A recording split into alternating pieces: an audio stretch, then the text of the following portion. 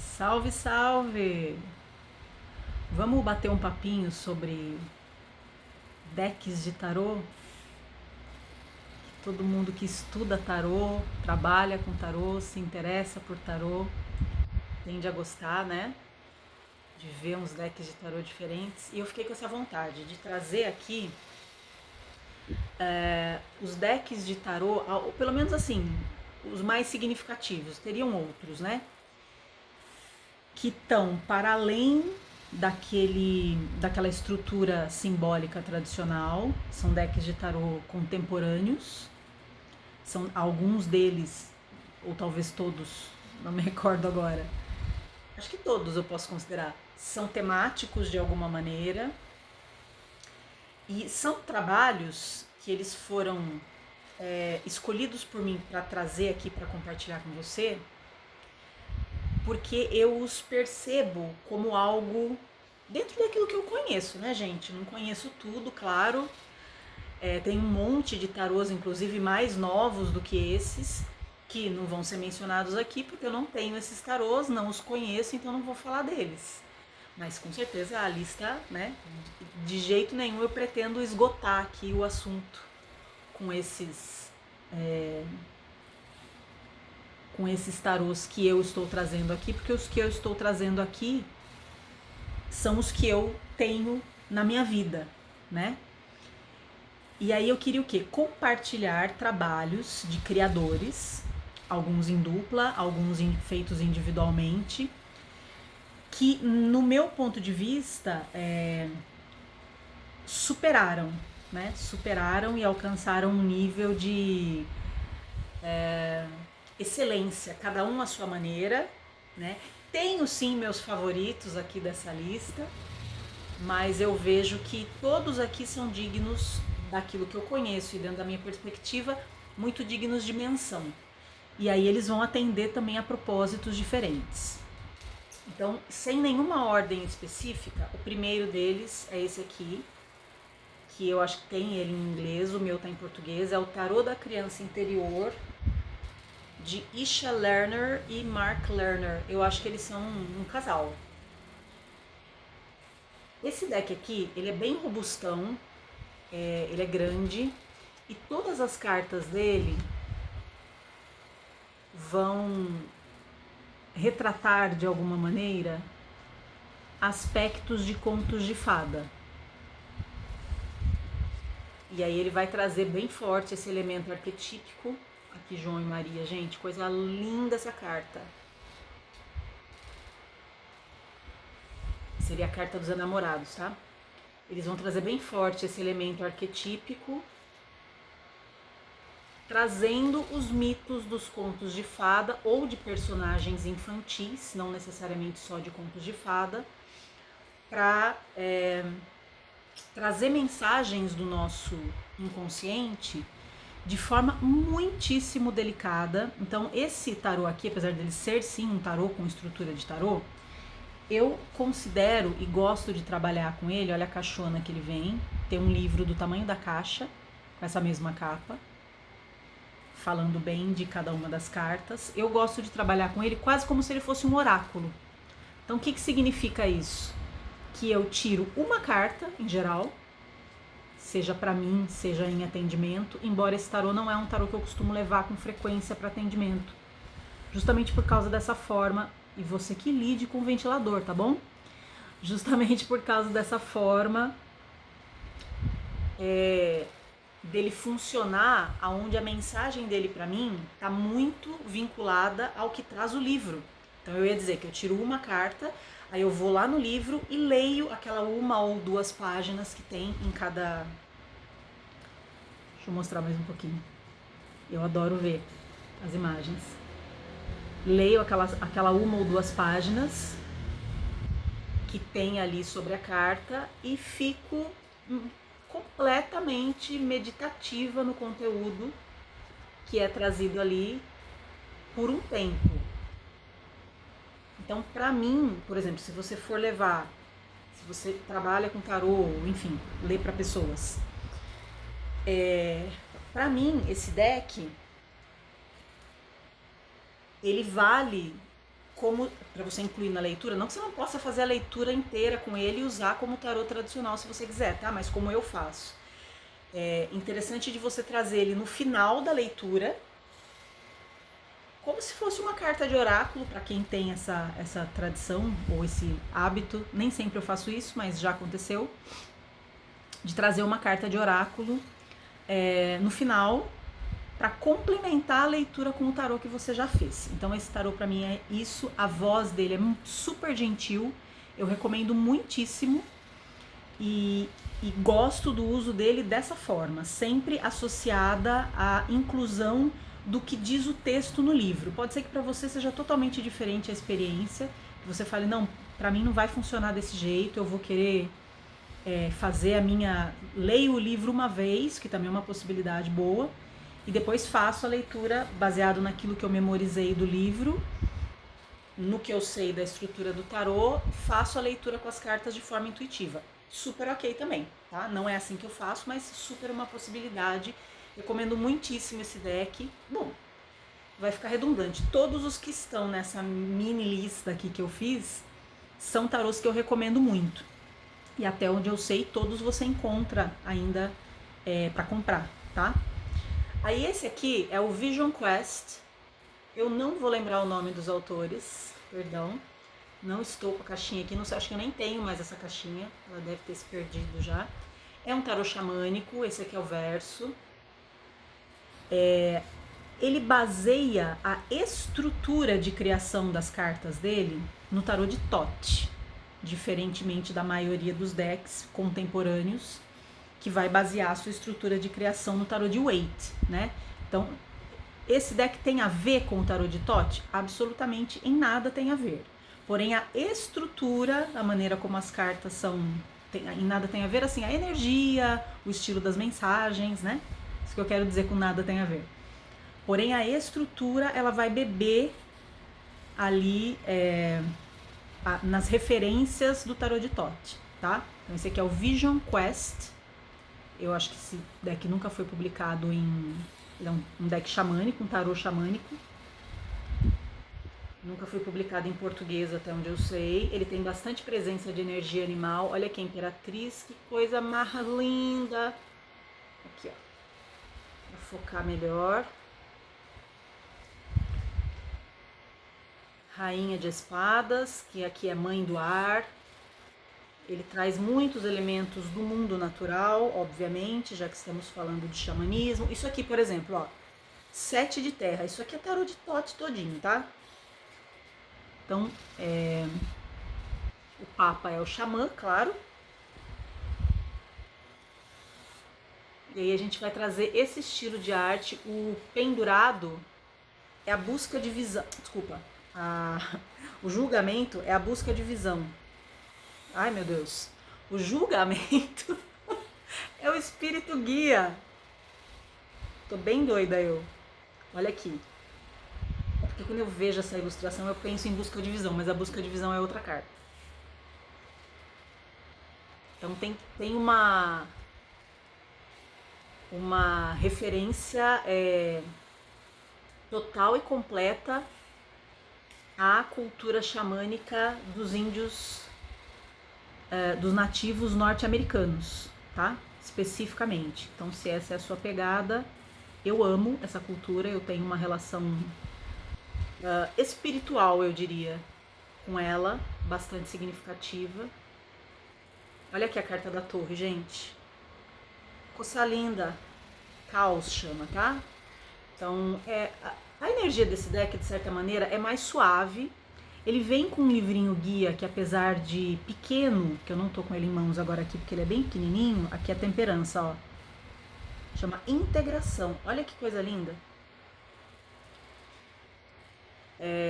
O livro guia, apesar de bem pequenininho, não tem muito texto, ele é assim, mais gordinho um pouco, mais pequenininho, o famoso livreto branco, que vem com muitos, mas o desse deck aqui é um livreto branco de respeito, porque ele tem conteúdos lindos, significativos, que vale demais a pena você ler. Olha a morte. Ainda que o conteúdo não seja extenso. Então esse Esse deck aqui, olha a carta do carro, eu amo isso. Esse deck aqui, diferente de outros decks que tem aqui nessa lista, Sacerdotisa, Vision Quest, ele não se detém tanto assim num desenvolvimento de um livro companion, né? Um livro guia desses que vem junto com o tarô, super extenso, super recheadíssimo de informação, mas assim, o que tem é muito significativo, é uma voz única, é uma voz gentil, te chamando para integração com a tua essência o tempo todo, né? Então, se o primeiro falava de criança interior, que não necessariamente eu usaria num trabalho de criança interior, porque para mim tem uma pegada de amorosidade e acolhimento aquele deck, que ele transcende, não precisa ser necessariamente um trabalho voltado para aspectos da criança interior só. Eu acho que o deck o tarô da criança interior, ele tá além. Esse Vision Quest, ele tem uma energia espiritual xamânica muito óbvia, muito presente. Para quem conhece o assunto, você vai identificar de cara. E aí, contrastando completamente com tudo isso que eu falei até agora, eu tenho em mãos o Tarot of the Vampires, o que é um nome genérico, Tarô dos Vampiros. Estou dizendo em inglês porque não tem em português. E é um nome genérico porque Tarô dos Vampiros, se você procurar, você vai achar um monte. Então, o verso é esse aqui. Tá me fugindo o nome do autor. E aí vai fazer diferença, porque, como eu disse, tem muitos. Vamos esperar que eu lembre. Se caso eu não lembrar mesmo, depois eu coloco por escrito na descrição do vídeo o nome do autor, porque daí você vai procurar, se você se interessar, Tarô dos Vampiros, se você se interessar por o Tarô dos Vampiros deste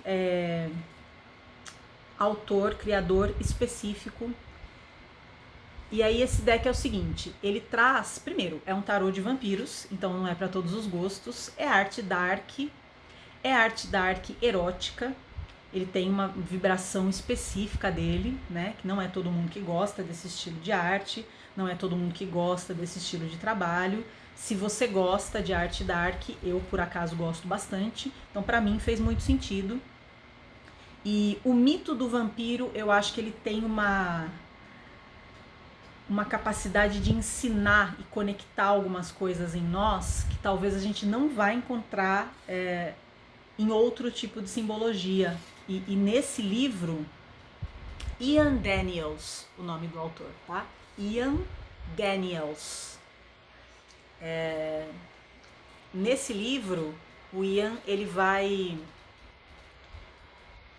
falar muito da fome por vida, né, nessa simbologia do vampiro, que ele se alimenta do quê? Ele já não é mais uma criatura viva, né?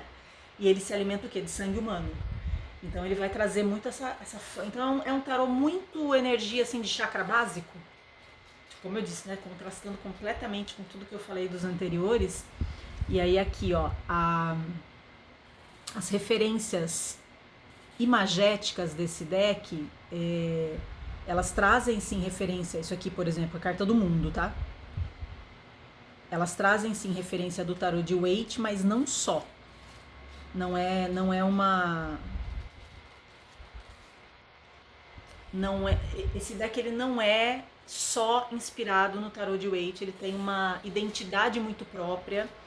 O autor ele vai mudar os nomes dos naipes, ele vai trazer cartas com representação imagética bastante distinta. Olha essa rainha de espadas, que coisa tudo. Pra quem gosta, né, gente, de arte dark. Mais de copas aqui, tá vendo, ó? Como ele é diferentão. Aqui é acho linda essa carta. Aqui é um 2 de paus, ó. Tá vendo? Tem uma referência clara ao tarô de Waite, é a mesma estrutura, nesse caso aqui, como eu disse, não são todas as cartas. Olha o 3 de copas, gente. Sensacional. Então esse deck é isso, tá? Ele é outra pegada, outro estilo de arte, a sacerdotisa maravilhosa. Ele tem Ele abre outros campos de possibilidade no trabalho, seja no seu autoconhecimento, seja nos atendimentos que você vai fazer. Eu também não uso tanto assim esse deck em atendimento. Eu lembro de uma vez que eu senti muito fortemente de trazer esse deck para fazer o atendimento de uma pessoa em específico, mas eu fiquei tão dividida porque eu falei, meu Deus do céu, isso aqui é um estilo de arte muito particular e eu não achei muito a cara da pessoa, sabe? Olhando superficialmente de fora, né, a pessoa para a qual eu ia fazer a leitura, e eu entrei em contato com a pessoa antes da leitura para perguntar se ela gostava, se ela, né, dar uma sondada. Eu falei, olha, porque eu senti de trazer um deck específico para sua leitura, mas não é um estilo de arte para todos os gostos. Eu não queria que ela ficasse incomodar, não que a função do tarô não seja nos confrontar, tá? Porque em muitos momentos é só sobre isso. Mas eu não queria que ela ficasse incomodada com a identidade visual do deck, ao ponto de repente, às vezes, não conseguir nem se conectar tanto com a leitura, né? E aí, no fim, ela falou que gostava, tal, e aí eu fiz com esse tarô mesmo, que foi o que eu tive a intuição de fazer, e deu super certo. Enfim, esse aqui agora, ó, é o Marielle, tarô Marielle, e o subtítulo diz Paisagens do Abismo. Por aí você já vê, aqui veio este pequeno gigante. É um livrinho que você fala, não dou muito por ele, mas meu Deus, o que foi o trabalho que essa autora fez. A Marie White, que é a autora desse deck aqui, ela é, eu tendo a olhar para esse deck como o meu deck favorito, embora esse lugar ele não esteja, né, escrito em pedra. A gente está sempre ali, né, se relacionando com os nossos oráculos, com o nosso estudo do tarô, e não fico assim fissurada na ideia, né, nem refém da ideia. Mas a Marie White, que fez esse deck aqui, que eu já mexi bastante nele, eu cortei as bordas das cartas, porque a carta era gigantesca, tinha uma borda, passei uma caneta aqui do lado, um roxo azulado que já está desbotado. E a Marie White, ela é aquarelista, então as 78 cartas deste deck são 78 aquarelas, 78 telas que ela pintou. O trabalho de pesquisa do livro e da criação do tarô em si é algo assim sem precedentes, na minha opinião. E se você lê, infelizmente também só tem em inglês, a maioria desses, eu acho que só o da criança que está em português. Se você lê o livro, você vai entender o que eu estou querendo dizer.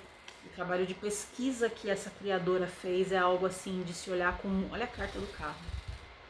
Fãs de mulheres que correm com os lobos, presente. Quase morri, né, a primeira vez que eu vi isso aqui. O trabalho de pesquisa que ela fez com a criação desse deck é algo realmente assim que não tem paralelo, na minha opinião. De novo, dentro daquilo que eu conheço. E aí ela escreve o livro, ela faz toda a conceituação do deck, né? Desenvolve a ideia, escreve, pesquisa. Se você olhar a bibliografia do livro, você vai ver que a pesquisa dela foi feita sobre excelentes bases. Escreve o livro, escreve lindamente, é um texto complicadinho, assim. No começo, eu tenho esse deck já há bastante tempo, no começo eu tinha muita dificuldade de ler o livro, porque a linguagem não é acessível, mega acessível. Não é o fim do mundo, mas assim, penei, tá? Olha o 10 de paus. Isso aqui, os 10 desse deck são os 4 cavaleiros do Apocalipse, pra você ter noção. Então esse é um 10 de paus. Ela vai fazer uma mistura de simbologias que fica um negócio que, assim, se você fosse ouvir falar da mistura de simbologias antes de ver as cartas, talvez a gente olhasse e falasse, não sei se esse negócio vai dar certo. Mas ficou um negócio primoroso. Primoroso, o trabalho dela é absolutamente fantástico. E aí ela levou 10 anos para criar este deck, não é mesmo? Que ela estava lá pintando as 78 telas, ela sonhava com a carta. Uma vez eu vi uma entrevista sensacional com ela. Ela sonhava com a carta, e aí ela ia lá. Olha isso aqui, gente. Isso aqui é o 9 de espadas, tá? no livro faz todo sentido do porquê que a representação dessa carta é assim, e é a coisa mais linda que eu já vi na minha vida. Nunca me relacionei assim com esse amor por um 9 de espadas como me relaciono com esse aqui. Coisa linda, eu amo essa carta, é uma das minhas cartas favoritas no deck. Nunca imaginei que eu diria isso de um 9 de espadas, não é mesmo? Carta do Sol, carta do Louco. Esse deck contém bastante nudez, tá? Não é um deck pra usar com as crianças na sala, provavelmente. E aí a Marie White, ela vai fazer esse trabalho de pesquisa e de desenvolvimento desse deck, um desenvolvimento muito psíquico, né? Isso aqui é o puro suco da relação com o inconsciente, a começar pelo inconsciente da própria autora quando ela criou isso aqui. E eu esqueci de mencionar no Tarô dos Vampiros do Ian Daniels que o livro do Tarô dos Vampiros, ainda que você não... eu já vi muitos youtubers gringos falando isso desse deck, eu concordo plenamente. Ainda que você se identifique zero com o estilo de arte do Tarô dos Vampiros, ele vale pelo livro. O livro que vem junto, assim como o livro da Marie White, né, esse que eu acabei de falar, são livros que se sustentam sozinhos, assim. Claro que você vai ter que ter uma referência da imagem, ainda que seja pesquisando na internet, se você não quiser se relacionar com o deck. Mas assim, são livros que, e no caso do Ian Daniels, ele também fez, assim como a Marie White, todo o trabalho sozinho. Conceito, escreveu o livro, criou as artes, porque muitos decks de tarô são parcerias, né? Uma pessoa cria as artes, uma pessoa desenvolve o conceito e escreve o livro.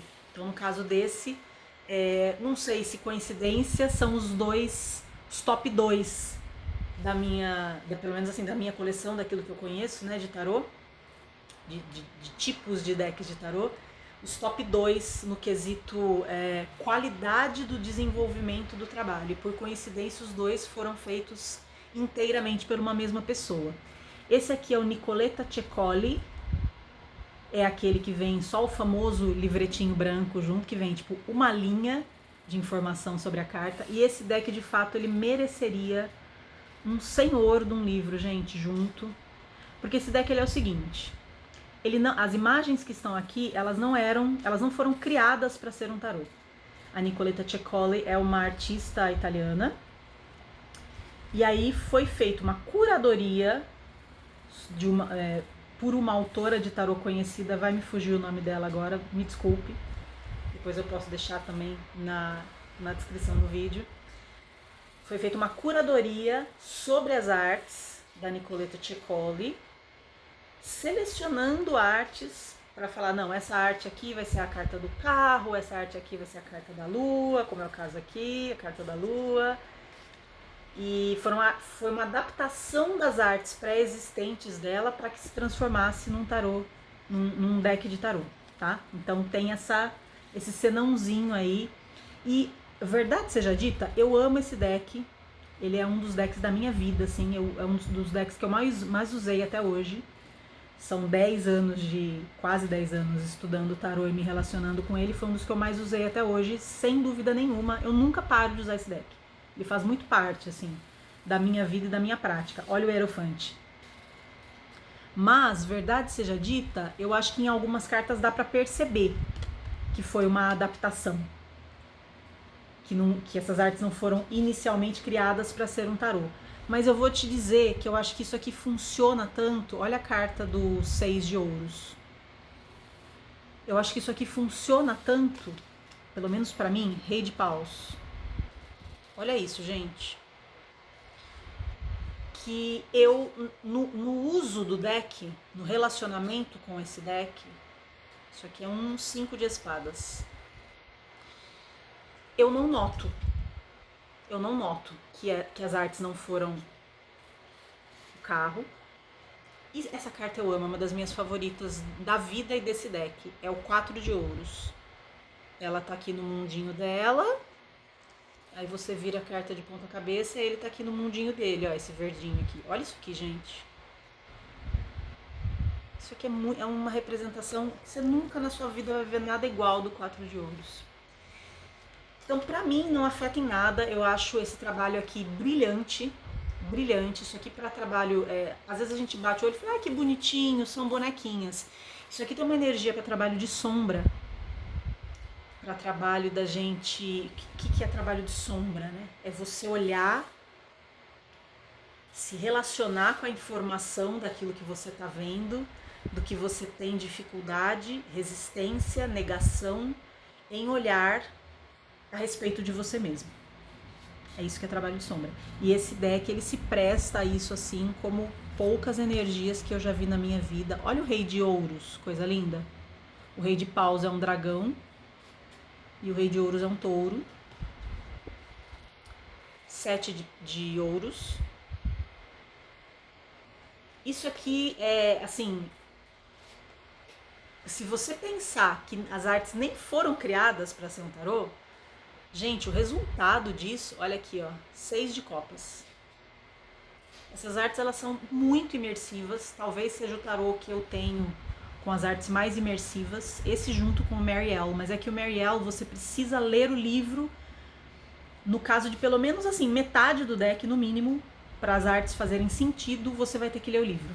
Não é um deck tão intuitivo até que você tenha lido o livro pelo menos uma vez, o livro inteiro, ou conforme as cartas vão saindo, se você preferir. Esse aqui, ele é uma experiência de imersão que, ainda que você não tenha referência, e não vai ter mesmo, né, porque vem um livretinho branco que não tem quase nada de texto. Isso aqui é um 9 de copas, gente. Olha isso, que maravilhoso. Então, ainda que você não tenha referência, ele vai ser um catalisador de movimento na sua vida, se você estiver disponível e entregue para a experiência do tarô, que é isso que o tarô pede da gente com qualquer deck, não é mesmo? Então é isso, eu espero que tenha feito sentido alguns desses para vocês. Eu acho que todos aqui encontram-se na Amazon ou em alguma loja importadora do Brasil. Acho que você não precisa comprar fora nenhum desses, até onde eu vi pela última vez. E se você quiser compartilhar o que você pensou sobre isso e quais são os seus favoritos, qual é a sua pequena lista de obras-primas pessoal, eu vou gostar muito de saber também. Beijo!